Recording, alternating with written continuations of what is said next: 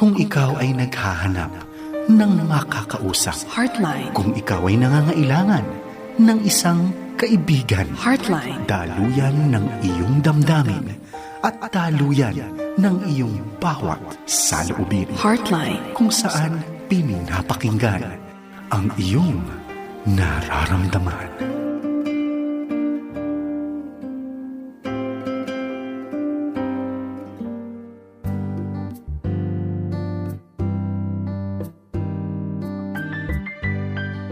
Magandang gabi kaagapay. Welcome po muli sa ating Friday edition ng Heartline, kung saan pinapakinggan ang iyong nararamdaman.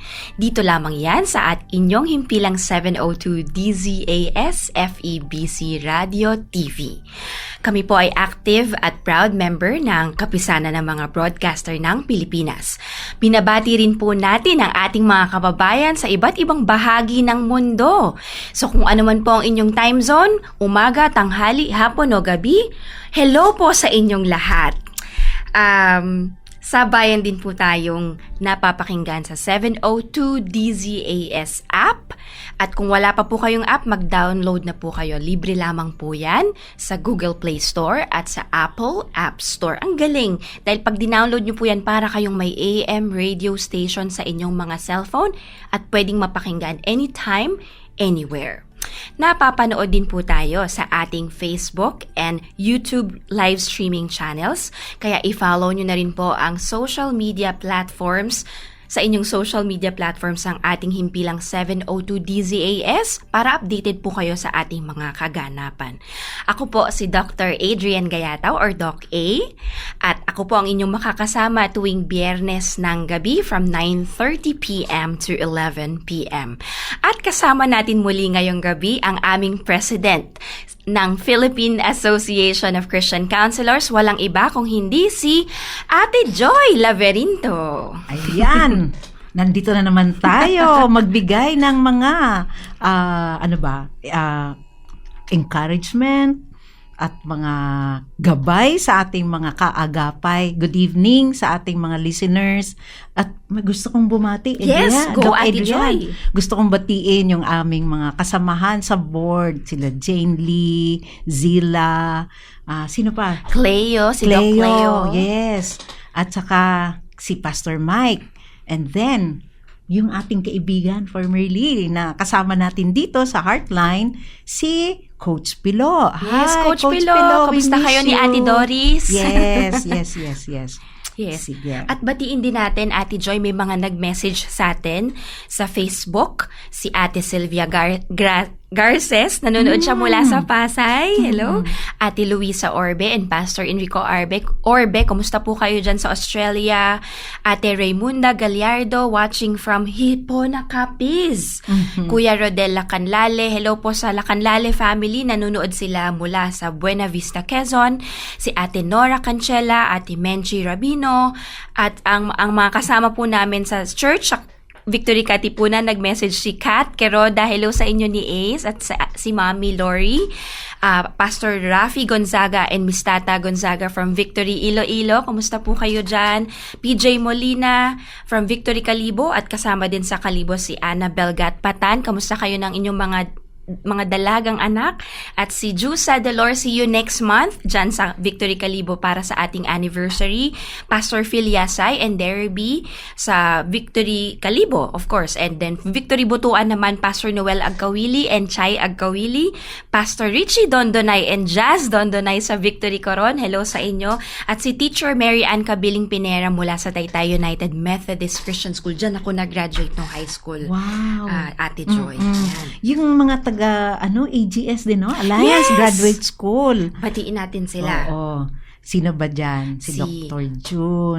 June Ardina, si Ats Ann, Professor Ann Ardina, ang ating program director sa counseling, si Dr. Ging Rehencia, Yan. at ibang professors natin, sila Doc Anaco. Yes. At Linda Bubod, ang ating mga kaibigan. Yes, si Doc Linda. Hello po dyan sa Davao po yata si Doc Linda ngayon. At saka yung mga taga Connect City Church, talagang nakikinig sila. Connect City Church, si Pastora Raquel, Pastor Larry, at yung mga leaders namin. Kasi ang Connect City, hindi lang siya Makati, global din siya. Wow. Sila Pastor Boots and Pastora Tess. Good evening sa ating mga listeners, yung mga nagda-drive ngayon. Oo nga, alam mo pauwi. yun, naka-traffic. Ayan, pakikasamahan nyo kami habang kayo ay nagda-drive dyan sa kalye. Yes. Yan, pakinggan nyo kami ni Doc A. Yes. At Ate Joy, pwede pa rin silang patuloy na mag-message sa atin sa Facebook page dahil magkakasama po tayo hanggang 11:00 ng gabi. At sana nakauwi na kayo by that time. Ayan. So, simulan na natin ang ating masigabong at controversial na usapan ngayong gabi. Ang ating topic ngayong gabi, Ate Joy, ay digital addiction. Ayan. Diba? Very rampant. Very rampant. Actually, ngayon walang age yan, pinipili. Walang age. Kahit mga lolo. Yung mga nasa bahay Yes, lang oo. or nasa biyahe, lahat tayo gumagamit ng cellphone, lahat tayo may access sa social media at iba't ibang digital devices. So, helpful siya, Ate Joy, yung technology or yung mga... Oo, malaking tulong. Imagine, yung kahit tayo, di ba? Nakaka-meeting natin yung mga taga-Asian Christian counselors through social media. Sa Zoom or sa mga internet connection. Ang laki ng idulot nito kasi hindi ka na magta-travel, tapos na-access mo anytime, na-monitor yung mga anak mo, saan pumupunta. Alam mo yun? Yes. Ang ganda, ang daming dulot. Tapos mga information na, alam mo nun, pag ang information na yun, alala ko dun, Doc A, ta-travel pa ako sa Amerika, ta-travel pa ako sa Australia para lang maka-attend ng mga conferences. But now you can attend online. Yes, online na lang. Yeah. So, napaka-helpful niya. At sa sobrang helpful din niya, Ate Joy, is nagiging problem din ito, no? Sa mga counseling natin, naririnig natin ang mga issue at mga concern ng mga kaagapay natin dahil din sa paggamit ng mga digital devices or gadgets. Ayan. So, ngayon yan yung mga pag-uusapan natin ngayon. Paano natin matutulungan yung mga kaagapay natin na nagkakaroon ng problema dahil sa addiction sa digital devices. Paano ba nagkaroon ng addiction, Oo, no? Paano ba yun ang tao mapupunta sa addiction? Paano mo malaman na you're addicted to your device? Okay. Yan ang mga gusto nating mapag-usapan ngayong gabi. At paano gagawin kung medyo naging addicted na ako sa isang device? Ano bang mga palatandaan yan kapag ikaw ay addicted na? Ano yung, nasa level na ako ng addiction na. Ako ba ay kailangan nang i-address ito? So, paano natin malalaman? So, gusto kong i-discuss muna yan, Doc A, no? Sige nga, Ate Joy. Pag sinabing addiction, sa aking personal journey, aside sa mga binasa sa libro, no, bilang isang counselor, ito ay merong ang tao kasi created in the image of God, no? Lahat talaga tayo created in the image of God, and we are wired for a relationship. Lahat tayo parang hindi tayo create na mag-isa. Talagang create tayo for a need of relationship. Relationship with God, relationship with others, and relationship with self. Kaya ang pinaka-greatest commandment nga, di ba, na love God with all your heart, with all your soul, with all your strength, and with all your might, no? And love others as you love yourself. So, yun talaga yung greatest commandment.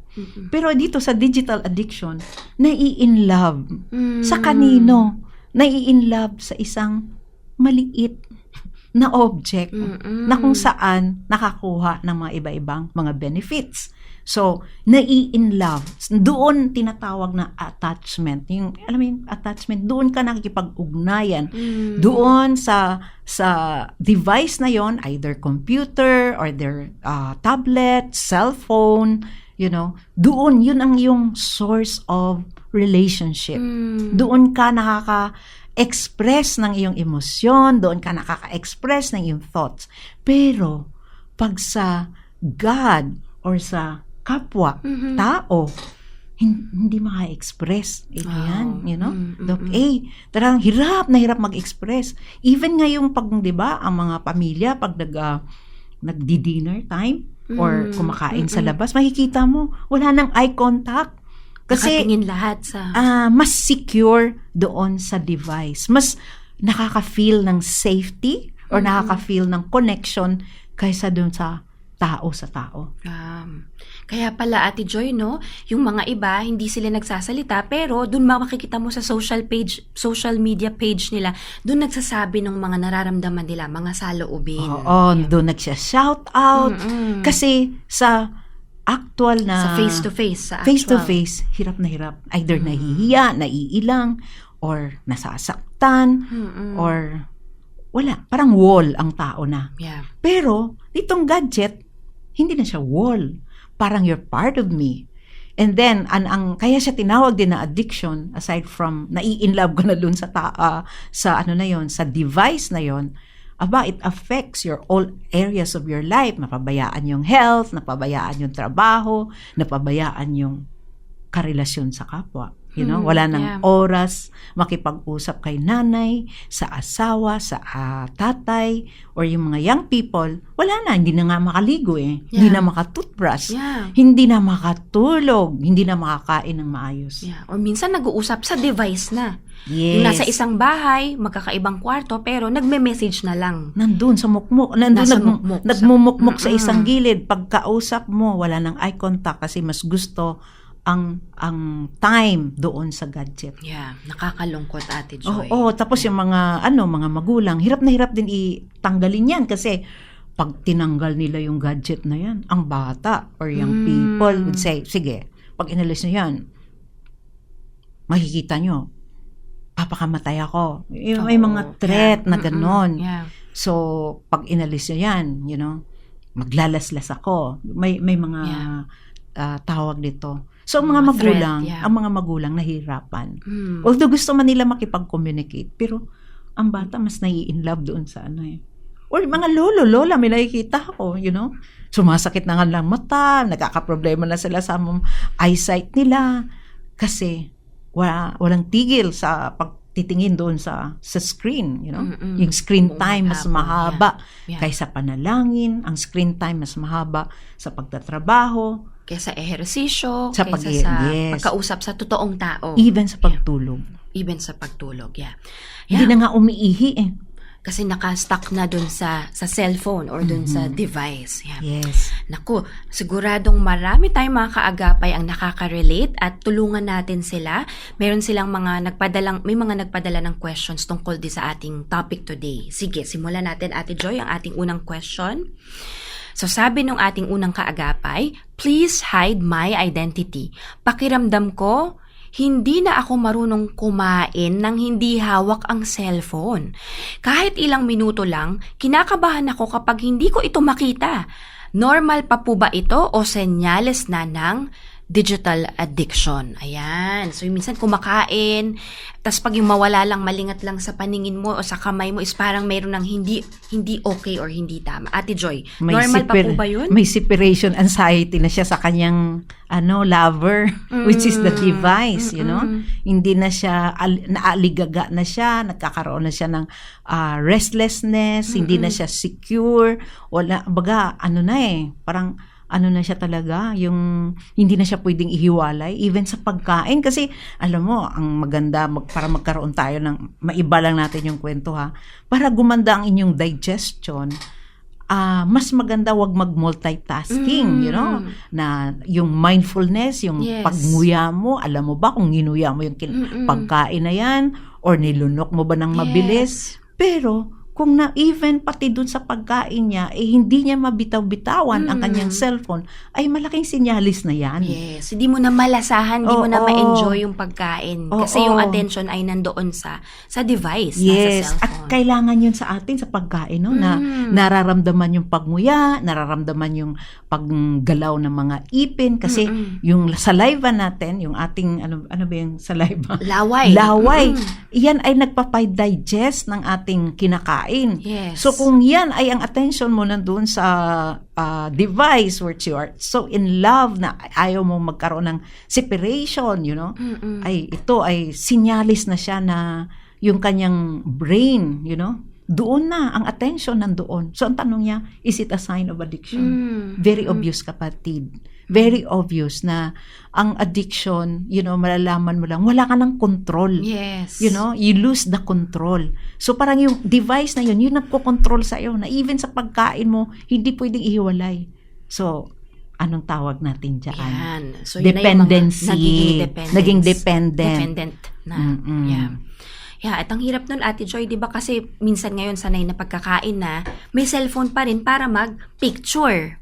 Tapos pagka-picture, okay naman sana yun sa memory, kaya lang habang kumakain, ina-upload na or sinesend na sa mga tao. Kaya nawawala na yung highlight ng pagkain together, kung may kasama, or yung kung ikaw man is kumakain at magpasalamat sa Panginoon, malasahan mo, ma-enjoy mo yung time mo sa pagkain. Kasi habang kumakain ka, di ba, sabi mo rin sa sarili, Lord, thank you sa pagkain na ito.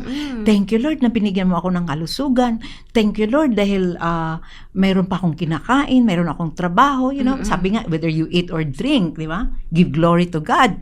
Yeah. So, pati yun, mawawala yung give glory to God kasi ang attention mo nandoon sa gadget, kung ano man yung kinagigiliwan. So, yung self-awareness, awareness sa Yes. God, awareness sa paligid, sa environment, o awareness nandoon lang sa isang box na maliit. Yeah, magtataka ka, Ate Joy, no? Eating is a very pleasurable experience. Pero, paano nangyayari na yung attention natin, mas gusto natin na nakahawak sa cellphone at nanonood or nagbabasa sa cellphone kesa sa ine-enjoy yung time na kasama yung mga kasamang kumain or yung time na enjoyin yung lasa? Paano nangyayari yun? Which is very important, no? Relationship is the topmost value na pwedeng i-value ng isang tao, relasyon. So ngayon, kung napalitan yan ng relasyon sa tao, relasyon sa Diyos, relasyon sa sarili, napalitan doon sa gadget, ang dami niyang ninanakaw, ang dami niyang nawawalang mga good opportunities and blessing. Kaya maganda itong tanong ng ating kaagapay na tinatanong niya, okay pa ba to? Normal pa ba ito? So doon nagsisimula yung nagkakaroon ng awareness na, mukhang may kailangan akong gawin para hindi maging tuloy-tuloy itong naging habit. O sabi mo nga, Ate Joy, na dependence sa gadget. Tsaka nabagabag na siya eh. Meron na kinukonsensya na siya ng kanyang budi. Siya na mismo, meron na siyang, wala nang check sa puso niya. Yeah. So, yun na yun. It's a good sign. Kasi ikaw mismo, ang puso mo, magwi-witness yan eh. Kung yung ginagawa mo ay tama o hindi, ang puso mo mismo ang magwi-witness yan. Kung meron kang kapayapaan dyan sa ginagawa mo, kasi ang addiction, nai-enjoy mo. Doc A, enjoy na enjoy mo. Pero at the end of enjoyment, you feel guilty. You feel ashamed. Napapahiya ka na, wow, ang oras ko naubos lang dito. Ang aking panahon, ang aking lakas na bigay ng Diyos, na binigyan ako ni Lord ng 24 hours a day, ay naubos lang. Yan. Kaya next time nakakain po tayo mga kaagapay, hindi ngayong gabi, bukas, is maging mindful tayo na, teka muna, iiwan ko muna tong cellphone, i-enjoyin ko ang pagkain na bigay ng Panginoon at ang relationship dun sa kasama kong mga kumakain. Kaya marami ngayong nagkakaroon ng tinatawag na stomach upset or issue sa tiyan. Kasi hindi na mindful sa kinakain. Baga, ang attention nandun sa ibang attention. So, pati tiyan nila affected, no? So, yan constipated, hindi indigestion. Acidic yung tiyan. Kasi nga, hindi nila alintana na habang kumakain at nag-multitasking, ang maapektuhan talaga yung kanilang health. Yeah. Or napadami kasi nga hindi mo malasahan, hindi mo maramdaman na busog ka na dahil yung mind ay nasa ibang bagay. So, yan ang ating isang pwedeng gawin na bago, Ate Joy, is maging mindful at i-enjoy, magpasalamat sa Panginoon, enjoy yung relationship habang tayo ay kumakain. Ayan. So, ito namang ating second question, Ate Joy. Sabi niya, good evening po. Yung 8-year-old kong anak, umiiyak at nagwawala kapag kinukuha namin ang tablet niya. Disiplina lang po ba ang kulang namin? O baka kailangan na naming humingi ng professional help? Yan, Ate Joy. Paano ba pag ganyan ang sitwasyon? Umiiyak, 8 years old. 8 years old, parang dede. Na pag tinanggalan ng dede, nagwawala, umiiyak, para siyang nawalan ng kabuhayan, nawala ng laruan, ano pa ba, nawala ng connection. Grabe, no, yung kanyang attachment or, pakikipag-relasyon niya dun sa mas mahalaga. Kasi ilang taon kaya nagsimula itong bata na ito na humawak ng kanyang cellphone? Imagine natin, nagsimula siya ng, let's say, 2 years old, 3 years old, up to 8 years old. 5 years niyang kasama. Kasi yung time ng baby siya, umiiyak siya, cellphone. Kapag walang... Pag umiyak, yun ang ibinibigay ng magulang. Bibigay ng magulang, cellphone. So, anong tinuturo doon? Anong pinapahiwatig doon? Na this is your yaya. Ito yung yaya mo. Ito yung magbibigay sa iyo ng ligaya. Ito ang magbibigay sa iyo ng connection. Ganun ang mga magulang, di nila alam no na habang umiiyak ang bata, bibigyan ng cellphone. So, anong na-develop sa brain ng bata? Anong na-wired sa brain ng bata? Yung cellphone, bata Hindi sila naturuan ng tama mali kung ano yung pinapagawa sa kanila. Tapos aalisin mo at the age of 8 years old. Yeah. So ito preventive sa mga magulang na may mga little ones, no? Huwag gawing yaya, huwag gawing teacher.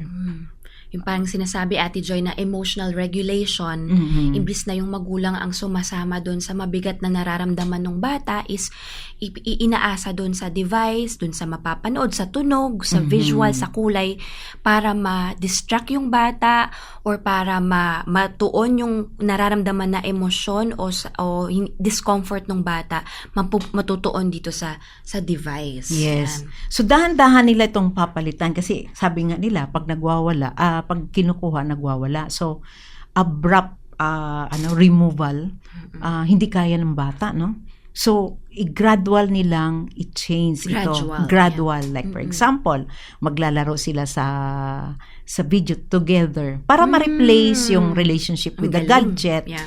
Dahan-dahan mapalitan na mas masaya pala kasama si mama, mas masaya pala kasama si papa, you know? So, dahan-dahan mapalitan. Kasi sa bata, yun na yung kanyang safe person or safe object na doon siya nasisecure, doon siya nakaka-feel good.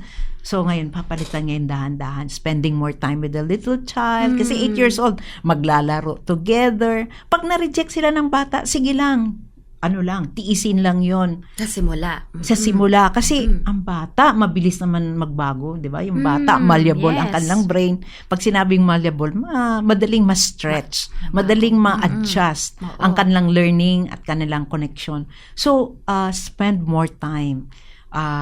Kung, let's say, kahapon, nag-spend kayo ng 1 hour, dagdagan, gawing 2 hours the following day.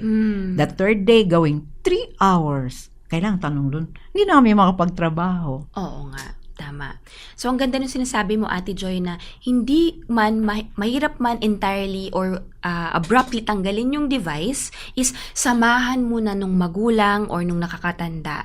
Build the relationship hanggang sa unti-unti ay doon na sa relationship na katuon yung atensyon at hindi na doon sa device. Yes, kasi nagbi-build up sila ng relationship Baga, instead of sa relationship doon sa gadget, dahan-dahan nilang nire-replace yun without the child knowing it, you know? Tapos, masaya silang kasama. Maglaro sila sa bata kasi ang language ng mga kabataan, mga kaagapay is laro. So, you need to be like a little child. Even yung boses mo, paliitin mo, hi baby! 8 years old, hello! Hi Adrian! Alam mo yung boses mo, hindi, hi Adrian! Ang gadget mo? Hindi ganon. Parang, sa boses pala nakakatakot na. So, pati yung boses, the tone of voice, has to be sweet, calm. Kasi yun yung gusto ng bata Ang mga bata, when they gather information, they gather based on how they feel, how they sense. Hindi nila tinitingnan yung mga words, kundi yung mga action mo, galaw ng mata mo, yung tone of voice. Tinitingnan yan lahat ng bata. Na-observe talaga nila. Kaya minomodel ng mga matatanda. Yan. Tama. So, Ate Joy, minsan, di ba, alam natin na baka kaya nabibigyan ng device yung mga bata is either yung nag-iiyak na sila or nabobore sila. So, kung nabobore, maganda ba itong pang-aliw sa mga bata? Yun nga kung may choice man lang kayo mga kapatid, kaagapay, kung nabobore sila, laruin nyo ang mga bata. Magbili kayo ng mga laruan, na mga, alam mo yan, Educational. yung educational. Alam mo yung mga, ano ba yan, board game? Board games. Mm-mm. May interaction din. May interaction. Kasi samahan nyo ng pagkain. Yan. Tapos, yung alam mo yun, ihag yung mga bata. Alam mo yun, these are the languages, you know, Yes. the languages of the little children, yung amuyin sila, i-embrace sila, you know, eye-to-eye contact. At tapos yung mga, yung hindi puro puna ng puna, kasi pag puna ng puna, ikaw ang ano mo talaga, bad. Yeah. So, Kaya mas gusto nila sa device na welcome sila. walang puna Entertained doon. sila. Tas, di ba yung mga boses pa ng mga character is talagang pangbata. Kumpara kay nanay at kay tatay na kung pasigaw o pasinghal is mas madodrom, kaya mas nai-inlove yung bata dun sa device. Of course, kasi doon di sila nare-reject, hindi sila na what do you call this? Napapahiya. Napapagalitan. Tama, napapahiya. Doon talaga sila sa neutral. Yeah. So gusto nating labanan yon na mas mapalapit yung kalooban ng mga bata sa magulang o sa mga nakakatandang nag-aalaga sa kanila.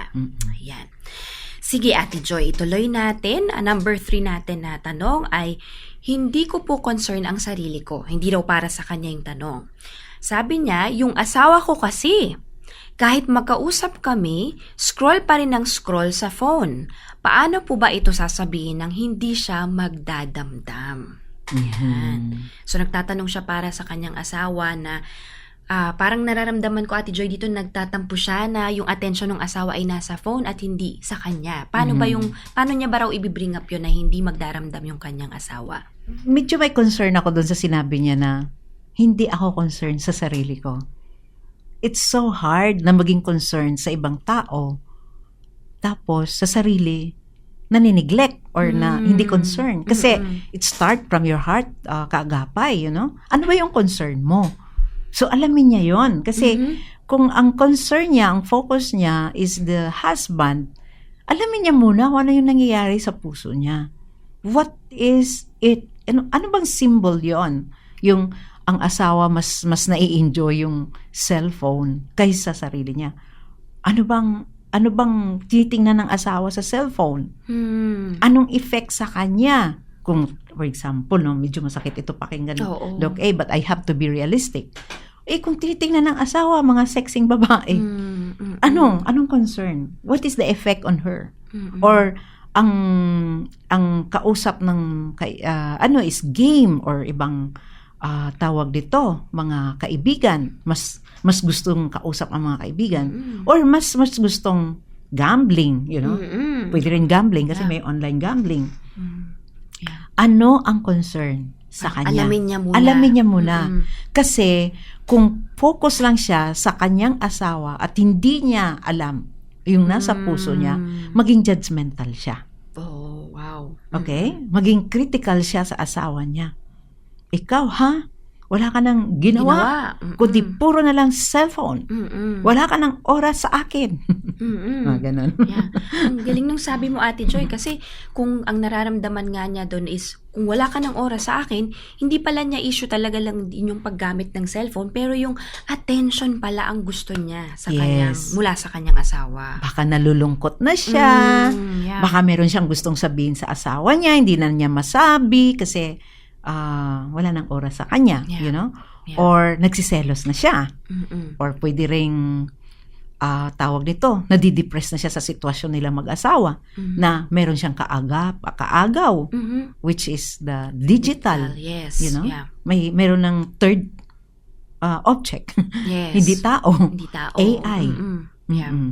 At kung ma-discover niya sa kanyang sarili, Ate Joy, na oo nga, naglolong ako ng relationship, connection, communication sa aking asawa.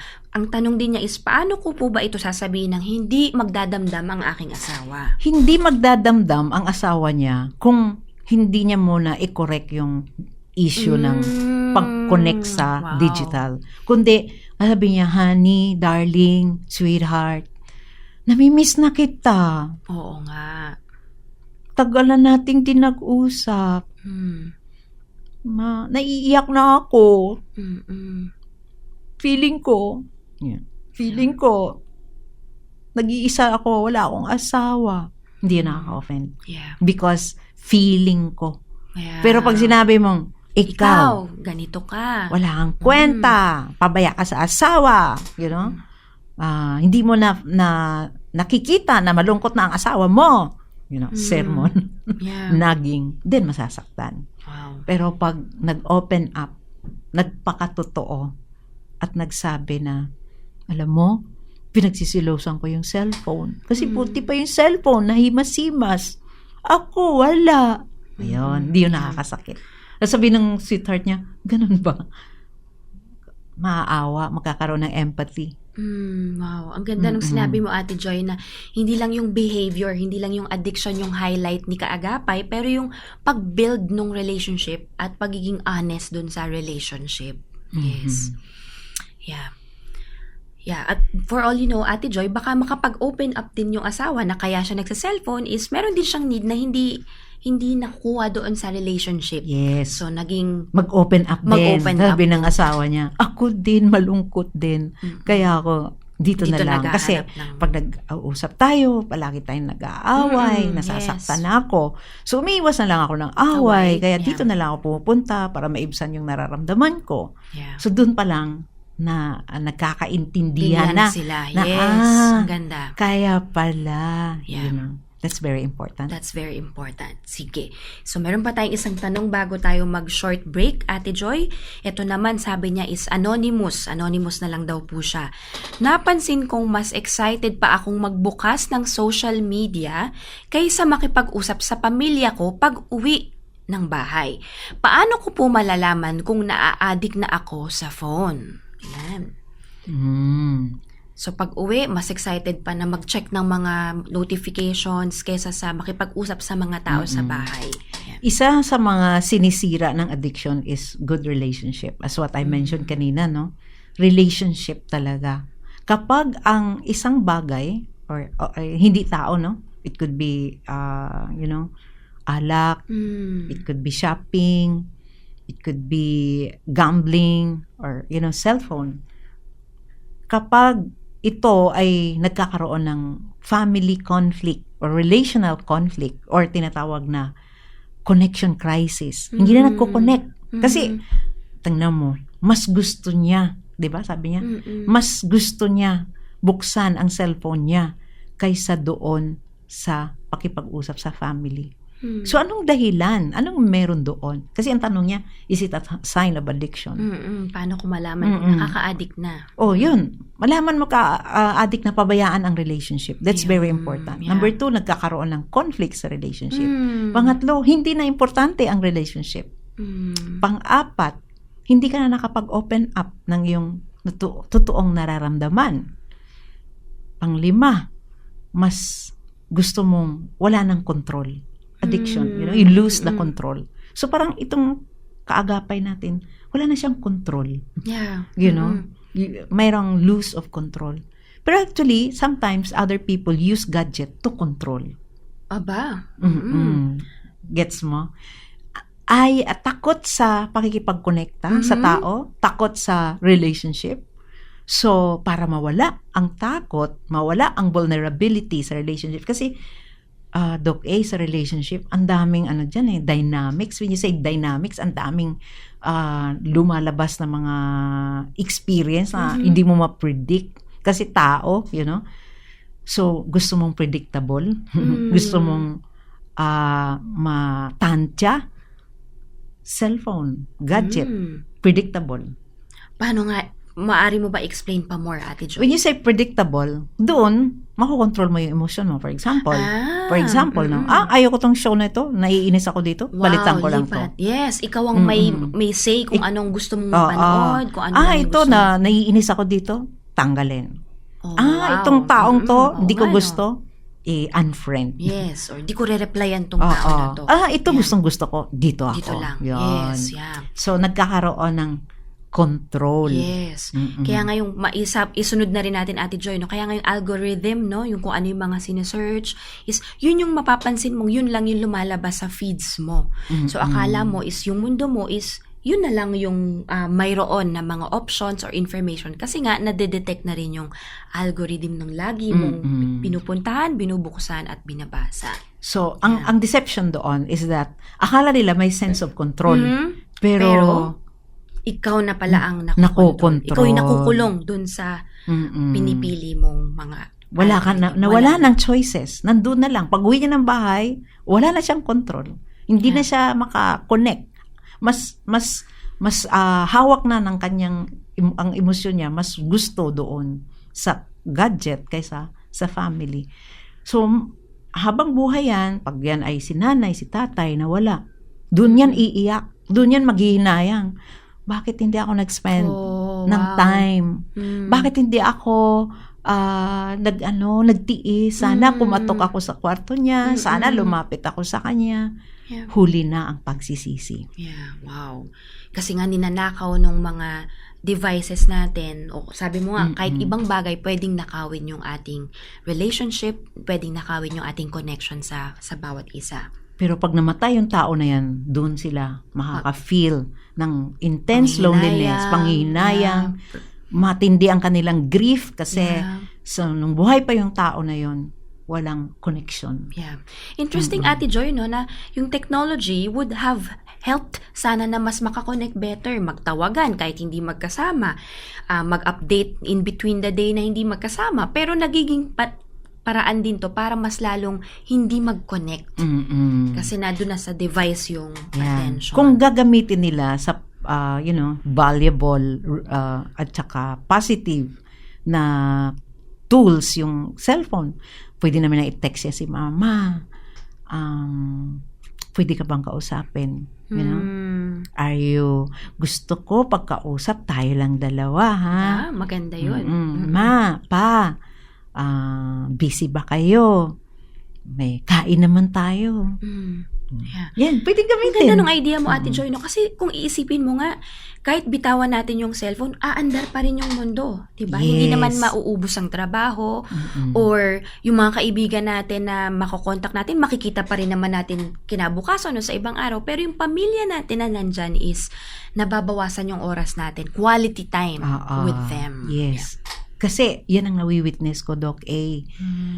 Yung mga namatayan, grabe yung kanilang guilt, yung shame. Alam mo bakit? Dahil sa pagsisisi na wala silang enough time na nag-google dun sa tao. Dahil nagtampo, dahil may galit, dahil may sama ng loob. Tapos, nung nawala na, doon na nila naghihinayang. Yeah. Kaya even yung father ko, nawala yung mama ko. Sabi niya, ba't ganon ang buhay? Nasa huli ang pagsisisi. Yeah. Kasi nung buhay yung mama ko, wala siyang oras. Yeah. Ay, salamat, Ate Joy, na hanggang ngayon naman ay hindi pa po huli ang lahat. Gamitin ang device sa pag-contact sa mga mahal sa buhay.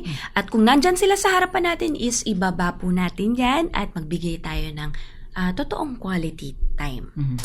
Sige. So, for now, ay magpo-pause muna po tayo for a short break. At sa ating pagbabalik, ay itutuloy natin ang pagsagot sa ating mga tanong ng ating mga kaagapay. Para po sa mga nakikinig sa atin sa radyo, makakarinig po kayo ng magandang awitin. At sa mga team online, sa mga nanonood sa atin sa YouTube at sa Facebook, mag-antabay lamang po kayo. Makakapunod po kayo ng ilang paalaala mula sa FEBC Philippines. Magbabalik po kami dito sa Friday edition ng Heartline. Heartline, kung saan pinapakinggan ang iyong nararamdaman. Sa mga panahong nadaramang ika'y hindi mahal, pagpatak ng bawat minuto, tila ba kay bagal? Ano na? Ano ba? Ano pa? May kabuluhan ba? Laging may kakulangan. Sinukat pero hindi sapat, lahat ng pagod ibinuhos, parang kandilang malapit nang maupos. Kung akala mo'y wala ng pag-asa, huminga ng malalim. Kumapit sa Kanya, Emmanuel ang pangalan Niya. Tanggapin Siya bilang Diyos at Panginoon. Liwanag Niya'y hatid sa madilim mong kahapon. Siya ang kasama.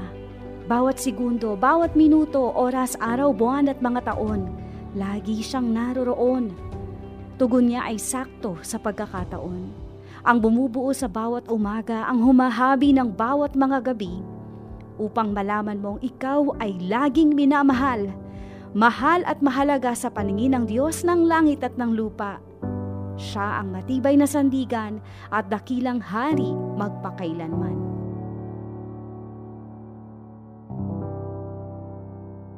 Sumasayang papawid mula sa Maynila. Ito ang Far East Broadcasting Company Philippines. FEBC Himpilang 702 DZAM. Agapay ng Sambayanan. Kasapi sa KBP, kapisanan ng mga broadcaster ng Pilipinas.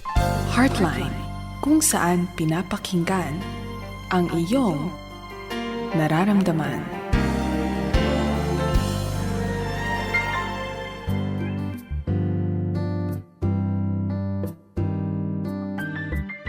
Nagbabalik po tayo dito sa Friday edition ng Heartline, kung saan pinapakinggan ang inyong nararamdaman. Dito lang yan sa ating himpilang 702 DZAS FEBC Radio TV. Muli ako po si Dr. Adrian Gayataw or Doc A, at kasama pa rin natin ang aming President sa Philippine Association of Christian Counselors na si Ate Joy Laberinto.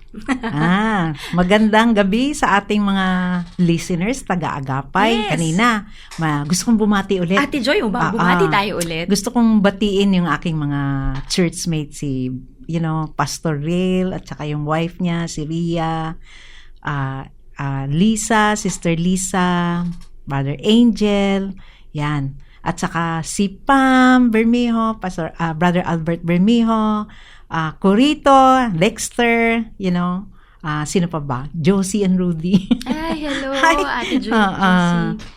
At of course, yung asawa ko, palagi nakikinig yan.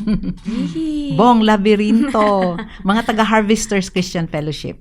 Hello mga po, former, good evening sa inyo. taga-Word for the World na mga pastor. Si Pastor Louie Barito at saka Sister Yang. Hello. Hello po sa inyong lahat. At binati mo na ay yung mga kasama nyo, Ate Joy. Babatiin ko na rin po yung syempre yung asawa ko. Hello, sweetheart. Thank you sa suporta. At nandyan ka, nasa labas lang. At syempre yung aking mga pamangkin, si Raven at si Arvin. Nakasama namin sila, Ate Joy. Sa kasagsagan ng bagyo is nandito sila bumisita sa atin dito sa Manila. Sa Baguio actually, nagpunta po kami. Oo, sarap ng inyong bakasyon. Oo nga, bumabagyo nga lang, Ate Joy. At least family bonding. Family bonding. Hindi yung lugar, pero yung pagsasama. Yes. Yung pinakamahalagang part. Okay, so ituloy na natin, Ate Joy, ang ating pagsagot sa ating mga katanungan. At yun pa rin po yung topic natin, digital addiction. Yan. So itong next na tanong natin, Ate Joy. Kagabi, napansin kong 5 oras na pala akong nanonood ng short videos. Ang pakay ko lang naman sana ay mag-check ng isang notification. Bakit po parang ang hirap puminto? Yan, napaka-common nito, Ate Joy. Yung may nakita kang notification, checkin mo lang, tas without even knowing na nakadaming oras ka na sa pag-check ng phone. Paano daw ba, bakit daw ba mahirap puminto? Paano to ihinto, Ate Joy? Oo. Unang-una, kapag nanood ka ng mga teleserye, naku, ang hirap ihinto yan, Doc A. Yung teleserye na yan, kasi curious, no? The curiosity. Ano kayang next nito? Tapos sasabihin mo, isa na lang. Tapos natapos yung isa, titingnan mo yung oras mo, konti na lang, isa pa. Pwede pa. Tapos, sige pa. Ayun. Hindi mo akalain 5 oras na. Inumaga ka na. Ngayon, kung to be intentional siya, gusto niya talagang matigil talaga yan at gusto niyang i-address, mag-alarm clock na lang siya. Pwede. Yes. Na okay, I have the tendency, kapag nag-check ako ng notification, itong check na ito, hindi lang check, pwedeng aabot to ng 5 oras. Learn from the past experience. That's good. So, alamin niya na meron talaga siyang kahinaan. Hindi niya kayang itigil. So, gagamit siya ng alarm clock. Kring, kring, kring. Yun. Time's Tapos, hindi lang isa. 3 alarm clock. Oo, Kasi, pwede niyang patayin yung Tama. alarm clock niya. Or, another, pwede niyang, 3. Or pwede siyang humingi ng tulong sa kanyang mahal sa buhay. Ito, aminin niya na, honey, darling, anak, meron akong kahinaan sa ganitong, pwede ako nakakalimot ng time. Nagkakaroon ako ng lapses of that time. So, pwede ba i-ano mo ako, i-correct mo ako after 1 hour. Minsan ginagawa ko ito. Oh, wow. Oo. Ito, 1 Ginagawa hour ko. lang ha. Pigilan Oo, mo na dear, ako. meron akong dito, correct mo ako pag over na. Yeah. O minsan yung husband ko rin, dear, ilang oras ka na dyan. Ganon. Yeah. Ang galing nun, Ate Joy, no? Kasi parang hindi naman entirely wag nang gawin at all. Mhm. Pero may moderation lang, may tamang oras lang o haba ng oras. Ang galing. Yes, oo. Basta kasi aware lang siya na mayroon siyang kahinaan. Baga, be honest with yourself. Yeah.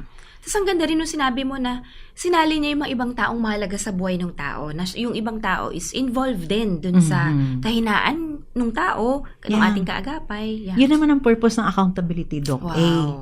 Accountability people, meron silang nakikita na hindi mo nakikita. That's why you need another person to be your, check and balance. Yeah. Kasi kung wala tayong check and balance, ang utak natin, may tendency talaga na maging one-sided or meron tayong tinatawag na blind side, Yeah. May blind side talaga.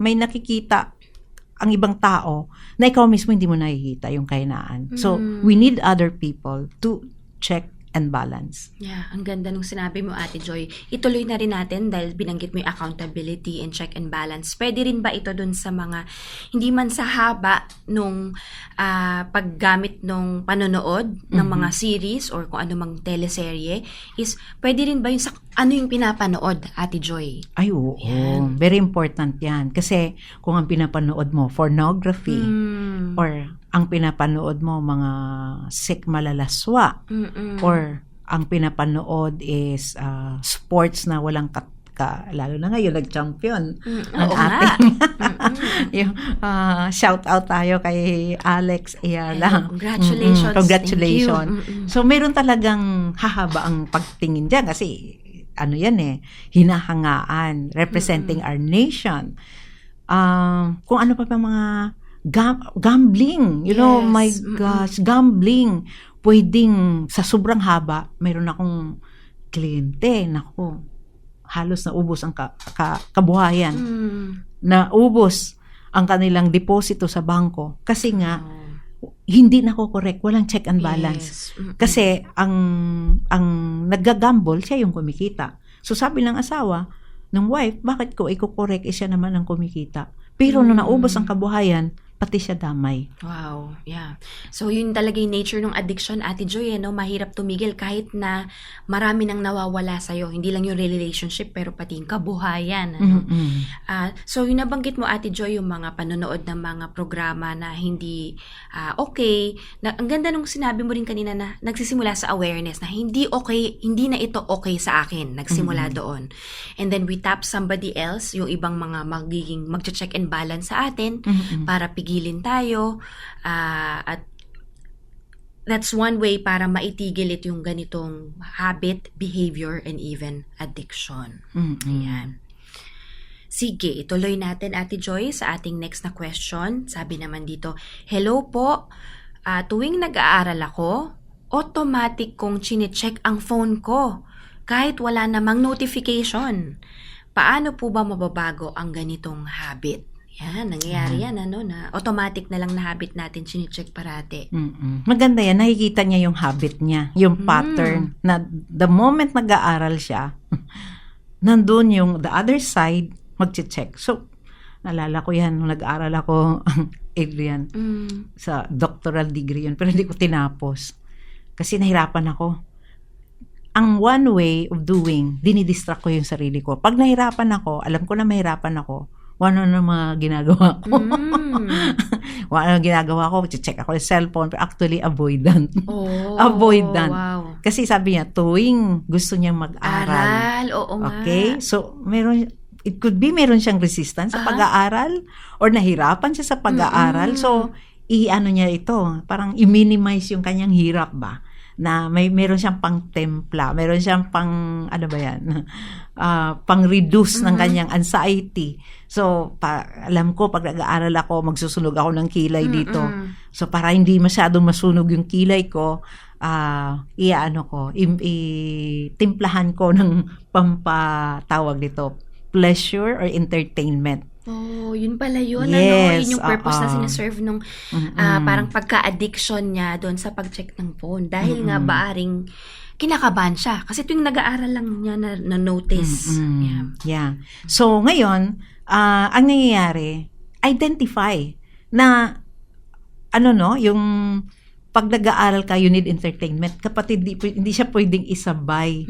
Kasi sa pag-aaral, you need concentration, you need focus, you need magiging intentional ka na, highly available, mental, emotional, physical, spiritual, nandun yung lahat ng attention. Pero kung sasabayan mo ito ng pampakalma, mukhang wrong tawag Combination. wrong combination. Yeah. Parang hindi mo ma-achieve yung purpose ng aral kasi mayroong nagdi-distract. So kung siya ay nai-stress, for example, mag-aaral siya, nai-stress siya sa pag-aaral niya, hindi mag-self-care muna siya. Pwede mag-exercise muna siya. Ganyan ang ginagawa ko eh. Pag may nahirapan ako, mag-i-stretching muna ako, sasayaw muna ako, mag-walking muna ako. Kasi alam ko, pupunta ako sa isang sitwasyon na, I need focus, I need concentration, I need all-out energy. So, alam ko mai-stress ako doon. So, ginagawa ko, nag-aano muna ako, self-care. Wow. When you say self-care, doing things na gusto mong gawin, na nai-enjoy mo.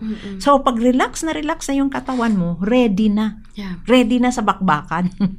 Yeah. So, kumpara sa pag-check ng phone, tas wala namang notification, is i-acknowledge na lang niya na hindi okay ang kinakabahan ako sa pag-aaral. Kaya, magsa-self-care muna ako, alagaan ko muna ang aking sarili para mas nasa, anong tawag doon, Ate Joy, nasa condition. Makondisyon, ready. Yung aking utak, ang aking katawan bago sumabak sa matinding pag-aaral. Yes. Kasi mahirap naman talaga mag-aral. Mahirap totoo talaga. lang. Kaya, na-imagine natin na talagang may emotional involvement. May na-involve din dito sa sinusubukang takasan. Oo, kasi through may the dyan gadget. may grading. Yes. Pass or fail. Alam mo yun? So, andun yung anxiety, Yes. mataas. May competition. Yes. So, yun ang i-manage niya muna. Yeah. Para hindi niya i-mix yung wrong combination. Yeah. Tsaka Ate Joy, nakakagulat din na recently meron nga daw yung tinatawag na syndrome nitong phantom vibration syndrome or phantom phone syndrome. Ano nga ba to? Ito daw yung kahit hindi nagba-vibrate or nagba-buzz or tumutunog yung cellphone, pakiramdam mo parang merong nagme-message sa'yo. Di ba yung parang mapapacheck ka kasi akala mo may narinig ka or naramdaman mo mag-vibrate pero hindi pala. So ano ba yun, Ate Joy? Paano nangyayaring syndrome na ito? Well, nangyayari yan kasi nga palaging either sa tabi lagi ang cellphone, nasa uluhan, nasa tainga, nasa dibdib, nasa tiyan. Ganyan yan eh. Minsan nga, nakukorek ko rin yung asawa ko dyan. Dear, pag natulog tayo, huwag mong itabi yung cellphone kasi kahit papano, may mga din yan, vibration or frequency. Frequency, yan. Oo, yung advice nga ng aking homeopathic doctor, Dr. Eric Francisco. Hello po. Ang sabi niya, Joy, pag natutulog ka, patayin mo ang wifi mo, patayin mo ang mga connection ng data kasi mayroon pa rin yung vibration. EMF, yung electromagnetic frequency. Yan. So, kahit paano tulog na yung diwa mo or matutulog na yung utak mo, pero nagko-connect doon sa vibration. Nagkakaroon ng, kasi sound Yes. is a vibration, Yeah. So, meron talaga siyang magnetic, magnetic frequency, frequency. radiation. Oo, Yes. so, na-wired yan sa brain kasi ang brain natin magnetic din eh. Wow. Yeah. So, anything that is may mga frequency, may mga vibration, ay, yan, familiar ang ating dyan. At naapektuhan yung tulog. Kaya, ang suggestion ko dyan, recommendation, ilayo ang Ilayo cellphone. ang cellphone, tama. Pag natulog ka itong yung bed, mayroong distance, enough distance. Yeah. Okay. Tapos, Out of mind, out of sight, out of mind. yes, Yan. oo. Yan ang ginagawa ko actually. Pag patulog na ako, papatayin ko na yung cellular data, papatayin ko na yung tawag dito, yung wifi, kasi ang schedule is pahinga, Tama. Pahinga. Yeah. So, nakaschedule din ang pahinga. Kailangan magpahinga ang utak, ang puso, ang damdamin, lahat kasi we need another energy for the The next next day. day, yes. So, hindi tayo pwedeng tuloy-tuloy ang biyahe. Kaya pala paggabi di ka na nagre-reply, Ate Joy.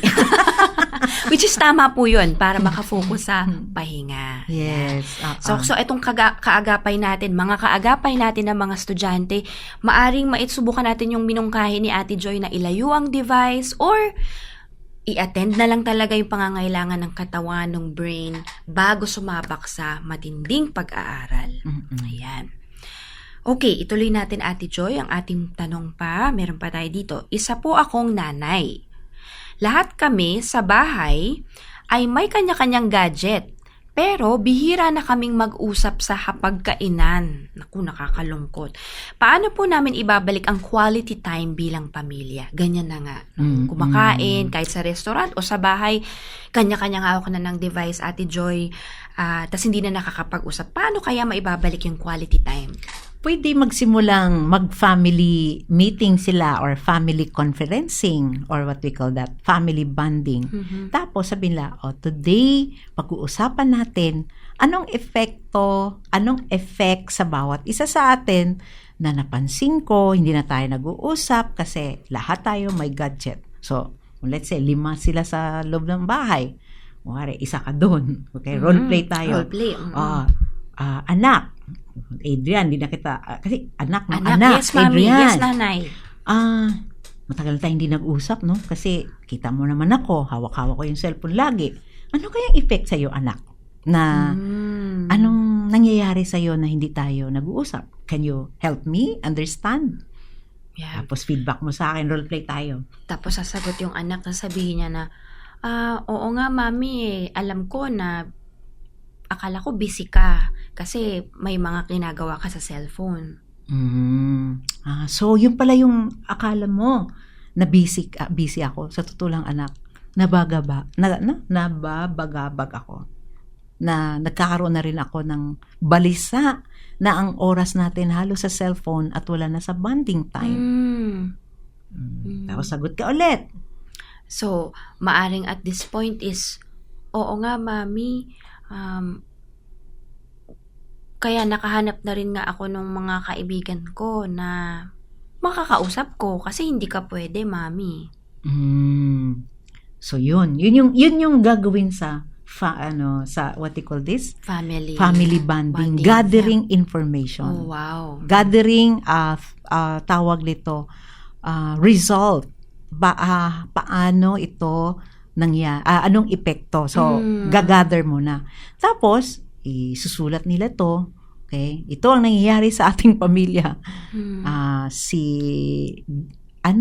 Dr. Adrian, andun na, napunta na sa mga kaibigan, hindi na sa atin.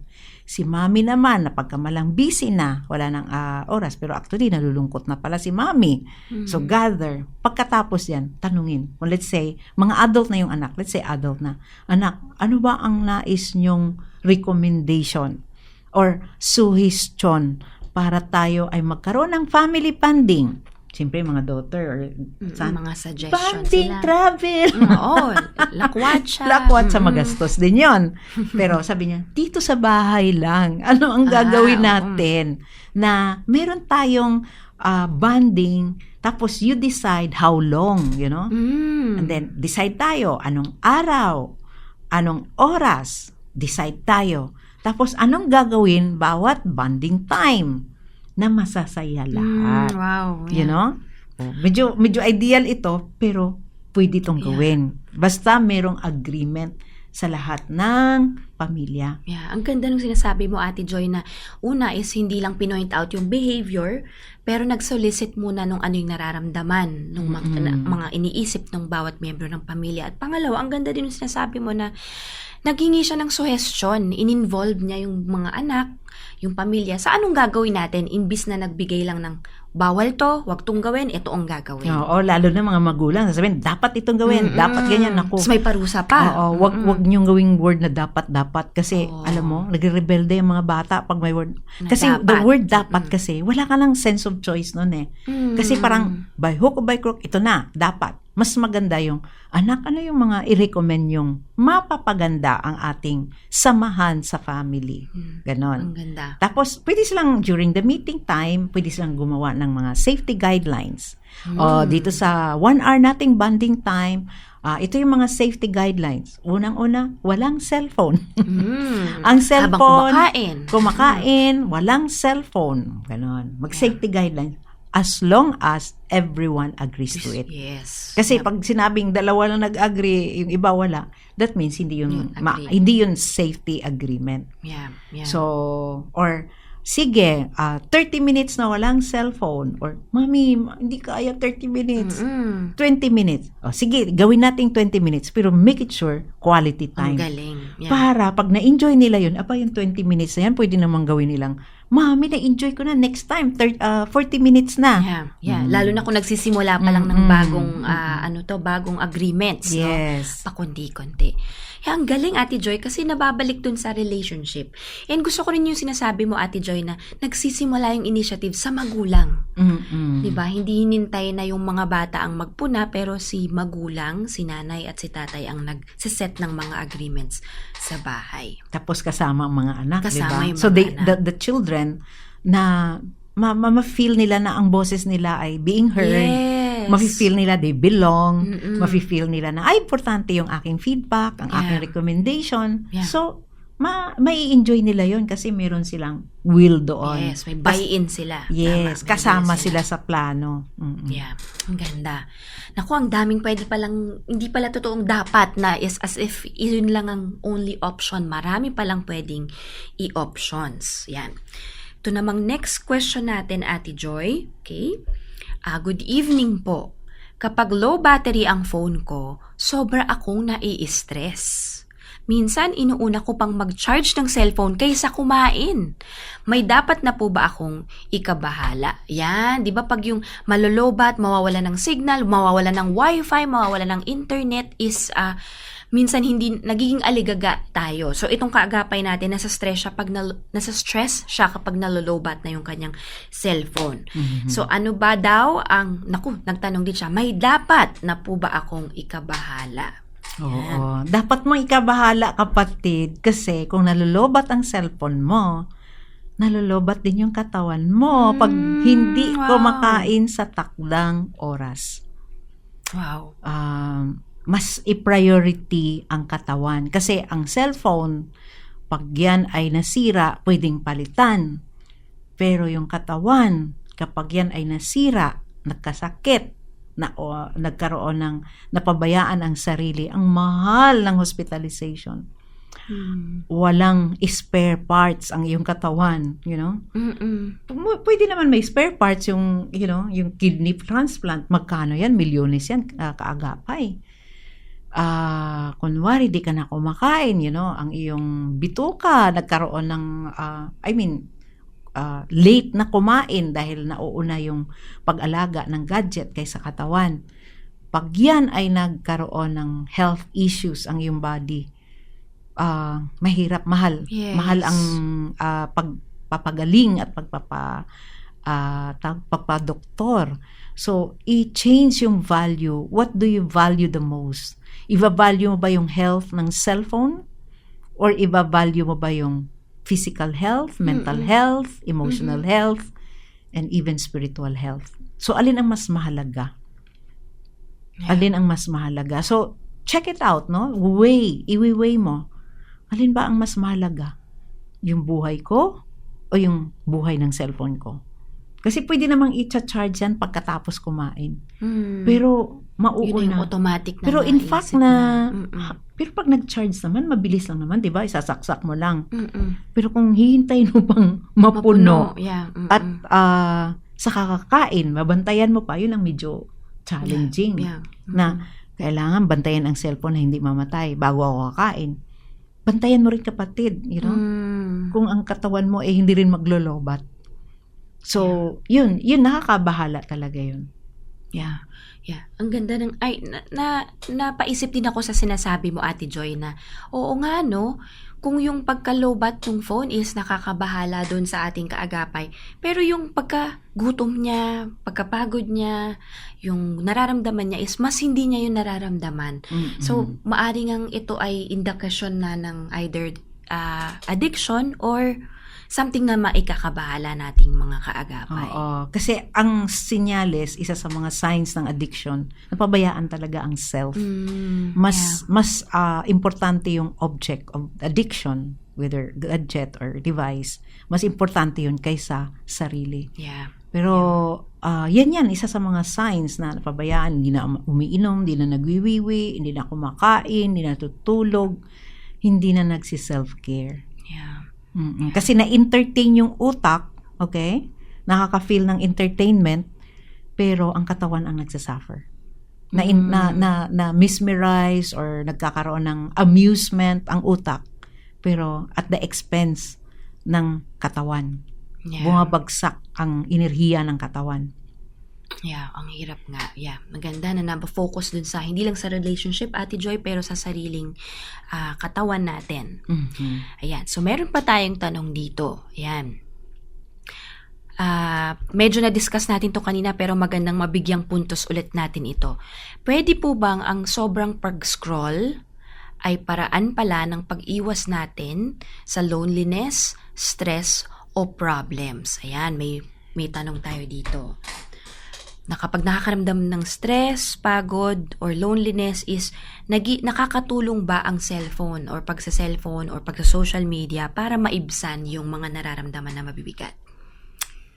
Makakatulong siya as what do you call this? Panandaliang yung quick fix.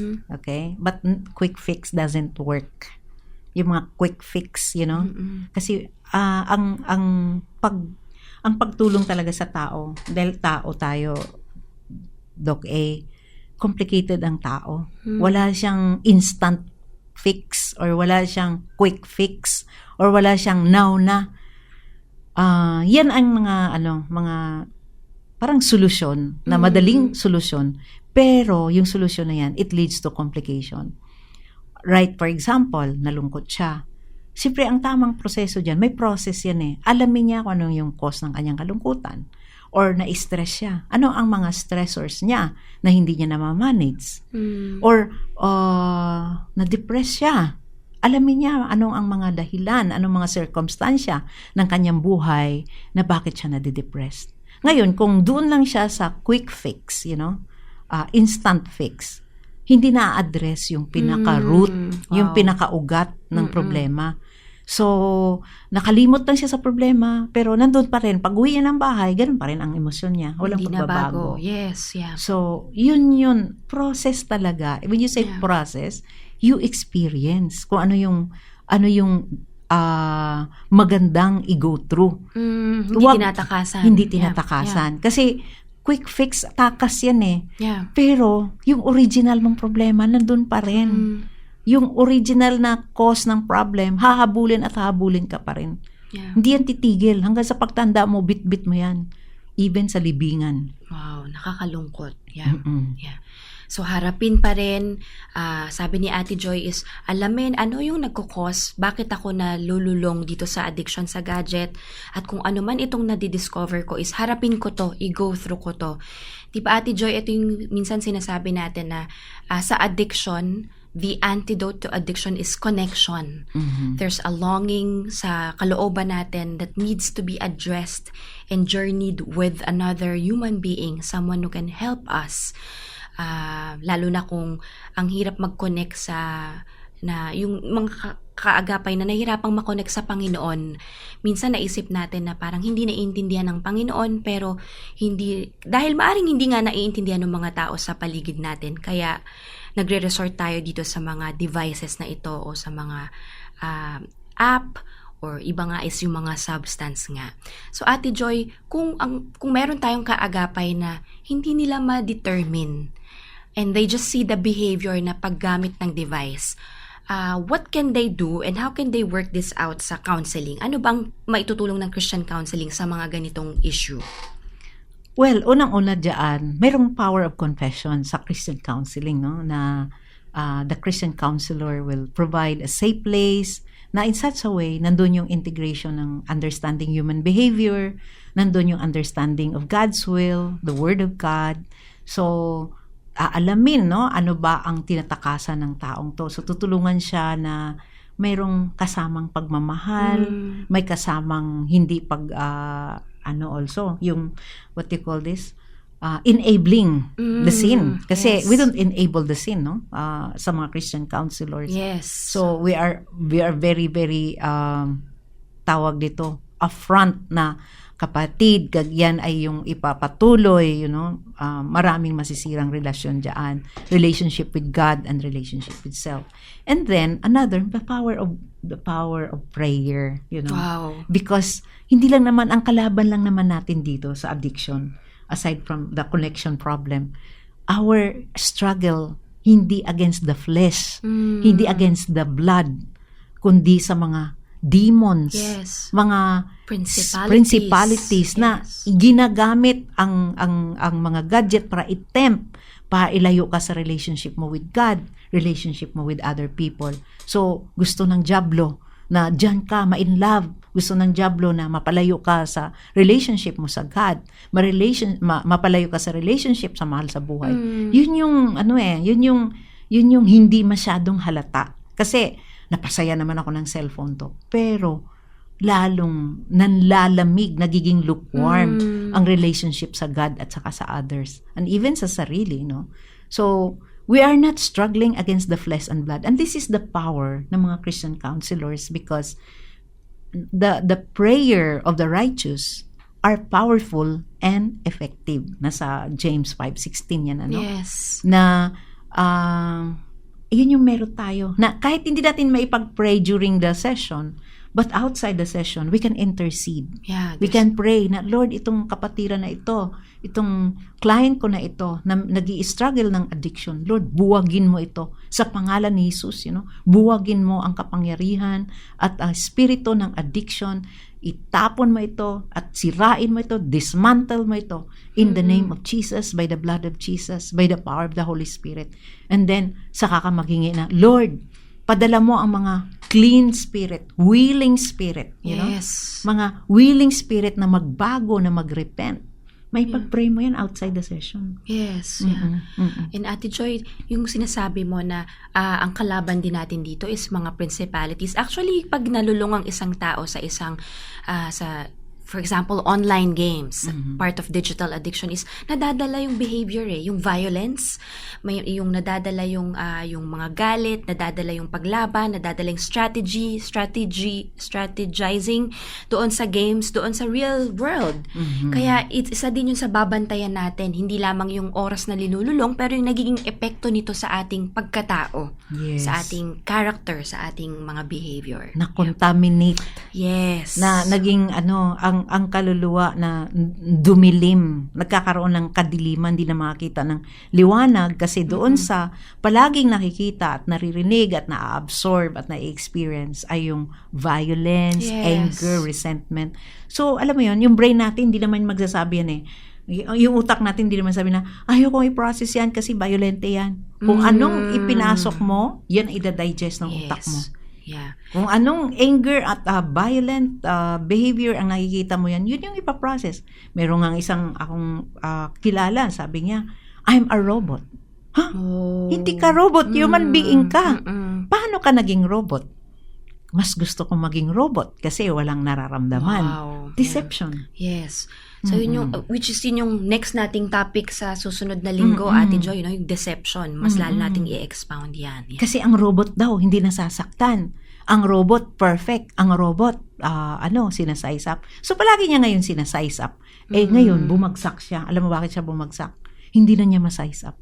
Hindi na niya ma-size up kasi yung utak niya punong-puno na ng information. Hindi na siya natutulog, hindi na siya kumakain. So ang utak niya hindi na umandar. Yeah. Naapektuhan din siya doon sa kanyang mga pinapasok sa Na kanyang akala utak. niya maging robot at maging malakas at magiging parang indispensable hero mindset. Baliktad pala. Doon pala siya bumabagsak. Wow, nakaka-apekto talaga. So yung gusto niyang mangyari, hindi nangyari. Hindi nangyari, yeah. Pati yung mga simple things like uploading sa social media, Ate Joy, that's very addicting too. Lalo na pag nilalike yung mga pinopost sa Facebook, di ba, nilalike yung mga pictures or mga sinishare natin sa social media. And Ate Joy, that's very, sabi mo nga kanina, temporary, quick fix. You'll feel good, may dopamine, mayroong happy hormone kapag na-validate tayo, na-affirm tayo sa mga pinopost natin. Pero, hindi yun ang totoong basihan o kung sino man tayo, hindi rin yun ang totoong nagsasabi. Yeah. Hindi yung totoong buhay. Yes. Fake life yun. Yeah. Para ka lang ini-entertain, pinapakanda sa paningin, pero in real life, hindi. Yeah, maging yun, nakaka-addict din yun, nakaka-addiction din yung, gusto natin yung kung ano yung persona na nakikita natin sa social media or online, pero hindi yun ang totoong basihan at hindi yun ang totoong pagkatao natin. Hi, Ate Joy. Ngayon ay dadako tayo sa bahagi ng ating programa that will take time to pray for ating mga kaagapay na nagkakaroon ng ganitong mga issue. Maaring yung iba is nagiging aware na, oy, nakakabahala pala ito. Like what you said, Ate Joy, ang kalaban natin dito is hindi lamang yung social media, hindi lang yung mga online games, hindi rin yung device itself, but also the principalities there, the disconnection, the miscommunication. May pinaalala lang ako ngayon sa Revelation. Na sabi doon, hindi ko lang ma-identify yung pinaka-verse nito, Doc A, no? Na may maraming mga, yung crowd doon, yung tao, dinescribe as a sea, you know? And the sea, you know, itong mga taong na to, they worship the image. You know, the image. So, ano yung image? So, it's a statue. Wala siyang hininga, image, you know? Hindi siya tao, image. So, maraming mga tao na nag-worship sa image. And tayo, mga Christian na mga kaagapay, be mindful na hindi tayo mag-worship doon sa imahe, sa image na pinoproject ng ating enemy of our soul, you know, Satan, the enemy of our soul, na ginagamit yung image na ito para ikaw ay magkaroon ng quick entertainment, quick fix, you know, matanggal ang iyong problema, panandali ang problema. Pero the truth of the matter, nilalayo ang iyong kaluluwa sa totoong shepherd of your soul, which is Jesus Christ. Yes. Inaalis ka doon kasi gusto ni Satan na mapalayo ka, mapalitan ang iyong lover of your soul, mapalitan ng lover of digital, you know, lover of gadget. Hindi ito magbibigay ng totoong buhay. Hindi ito magbibigay ng salvation of your soul. So, yun lang, you know, malaking tulong ito na makita mo na, am I allowing this gadget? Am I allowing itong entertainment na ito, panandali ang entertainment para ilayo ako sa totoong shepherd of my soul, sa totoong may-ari ng aking kaluluwa. Yeah. So, meron tayong kalaban. So, be mindful na itong si Satan hindi gagamitin in the name of the gadget, in the name of entertainment, in the name of, you know, natanggal ang aking problema, panandalian, para tanggalan ka ng kaluluwa. At itapon ka sa impyerno. Yeah. Naku, ang lungkot. Kasi that is not the will of God. Ang will ng Panginoon na tayo, sabi nga niya, neither you are hot or cold. You are lukewarm. I want to spit you out of my mouth. Ayaw natin yan. Spit out, no? Yeah. So, ang nagpapalukewarm talaga, yung umaagaw ng panahon natin sa Panginoong Hesukristo. Yeah. And that's very sad. The image, we will not worship the image. Hindi yan wino-worship ang image. Yung wino-worship natin yung totoong buhay na Panginoong Hesukristo who died on our behalf. Bakit siya namatay? Kasi gusto niya yung kaluluwa mo at kaluluwa ko maisama niya doon sa kanyang kaharian sa langit. That's why He's willing to send His Son, Jesus Christ, para yung, you know, doon ka manatili, doon ka nakatayo, doon ka naka-anchored, kasi yun yung mayroong eternal na buhay. Amen. Hindi yung quick fix na panandali ang ligaya, kundi eternal life. Yes. Yeah. Lalo na ngayon, Ate Joy, na marami tayong mga kaagapay ang maaring naghahanap nga ng lunas dun sa nararamdaman na kabigatan or lungkot. At dahil nandyan lang yung gadget, madali itong mahawakan, is dito sila napupunta. So gusto nating ipanalangin sila, Ate Joy. Samahan niyo po kami. At kung kayo po ang may kakilala rin po kayo na nagdadaan sa ganitong sitwasyon, sama-sama po nating ipanalangin sila. Sige, Ate Joy. Sige. Panginoon, we lift up to you yung mga kaagapay namin, yung mga listeners namin sa iba't iba't dako ng mundo, na sila ay nakaranas ng pagiging dependent sa kanilang gadget, na kung saan naging imahe ito, nagiging Diyos-Diyosan ito, na naging sentro ito ng kanilang atensyon. Na without them knowing, ninanakaw na ang kanilang kaluluwa. Without them knowing, ginagapos na ang kanilang kaluluwa sa maling paraan, sa paraan na kung saan na feeling nila they feel connected, they feel blessed, or they feel merong kasagutan sa mga problema nila. But the truth of the matter, Lord, nilalayo sila sa totoong shepherd of their soul, sa totoong Diyos na merong pagmamahal sa kanila. Lord, remove, heal them, Panginoon. Amen. Pagalingin mo po sila, Lord, sa deception na ito. Pagalingin mo po sila, Lord, mamulat ang kanilang mga mata kung ano ang kanilang bigyan ng halaga, yung connection sa iyo, connection sa tao, or connection sa gadget. Connection sa sarili, yung the greatest commandment, Panginoon, na sinasabi, love God with all your heart, with all your mind, with all your soul, with all your might, and love others as you love yourself. Wala kang inutos, Panginoon, na mahalin ang gadget, na mahalin ang mga imahe, mahalin ang mga Diyos-Diyosan, mahalin ang mga Lord o God, mga object, Panginoon. Hindi yan karapat-dapat sa kanilang kaluluwa at hindi rin karapat-dapat sa aming kaluluwa. So Lord, I pray, bigyan mo sila, Lord, ng kapangyarihan ng banal na Espiritu na makita nila ito so that they can be able to repent.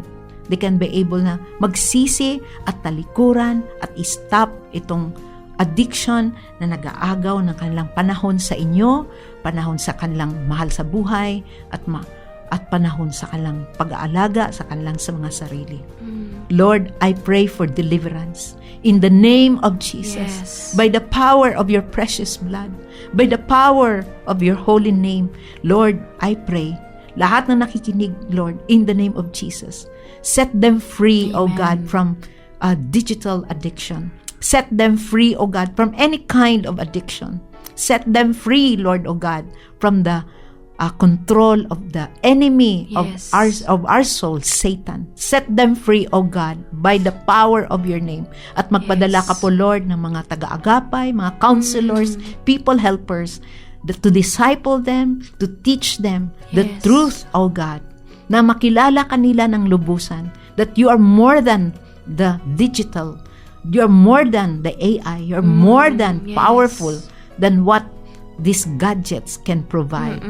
It is eternal life. A life na walang katapusan doon from earth to heaven. Yun ang ino-offer mo sa bawat isa. At nawa, Lord, mapahalagan itong ino-offer mong buhay through your Son, Jesus Christ.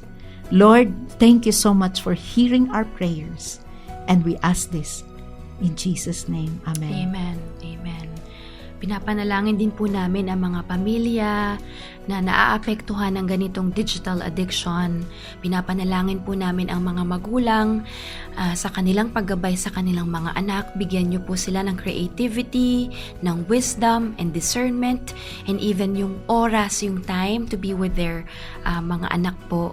Lord, pinapanalangin din po namin ang aming mga teenagers o yung mga estudyante na kasalukuyang nalululong sa mga online games, video games, at even mga shows na hindi po nakakalugod sa iyo. Lord, we pray that you would connect them to people sa kanilang pamilya, mga kasama sa church who will journey with them, and even Christian counselors who will help them heal, Panginoon, dito sa bondage na ito.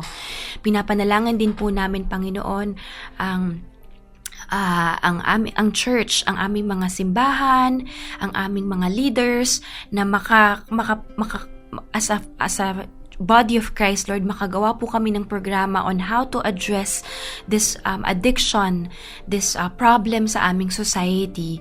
Lord, thank you that you are a God who is in control, and Lord, you are not bound by time. Even in the future, kung mas lalo pong lalawig pa po ang impluensya ng digital world or digital technology, Lord, thank you that your kingdom will be built and no weapon formed against it shall prosper.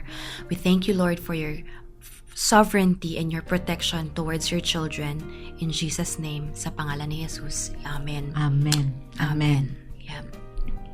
Sa mga nais pong makipag-ugnayan sa amin sa Philippine Association of Christian Counselors, kung palagay niyo po ay kailangan niyo pong magpabook ng counseling sessions, pwede po kayong pumunta sa aming website.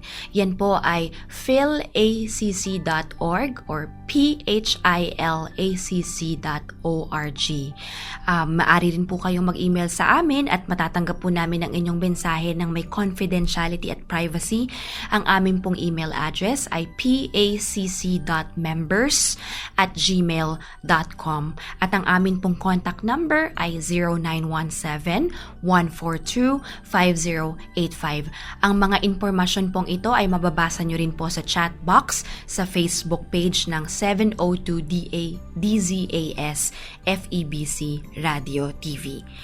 At kung mayroon din po kayong mga nais na paksa or topics na gusto nyo pong pag-usapan natin dito sa ating programang Heartline, mag-comment lamang po kayo or mag-send ng private message sa official Facebook pa rin po ng 702 DZAS FEBC Radio.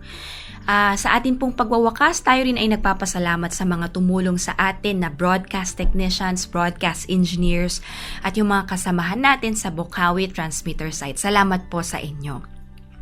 At sa ating mga tagapakinig, ating mga taga-agapay, marami pong salamat sa inyong pakikilahok ngayong Friday edition. At next week, Ate Joy, ang atin naman pong topic ay Deception. Ayan, yung mga pangloloko, panliling lang. Abangan nyo po yan sa next Friday dito muli sa ating himpilan 702 DZAS FEBC Radio TV, Agapay ng Sambayanan. 9:30 p.m. muli hanggang 11 p.m. Muli ako po si Adrian Gayatao or Doc A, at kasama natin, thank you, Ate Joy Laverinto. Yes, it's a joy to be here. It's a joy for Ate Joy to be here. Masarap mag-serve sa Panginoon. Amen. You know? Yes. Kasi ako talagang gusto kong, Lord, gamitin mo po ang buhay ko para maraming maabot na mga kaluluwa. Amen. All Praise over. God. You know? Yeah. Sige po, magsama-sama tayo muli next week, same himpilan, same time dito sa ating programang Heartline Friday Edition, kung saan pinapakinggan ang inyong nararamdaman. Magandang gabi po sa inyong lahat. Good night. Good night. Bye-bye. Heartline, kung saan pinapakinggan ang iyong nararamdaman.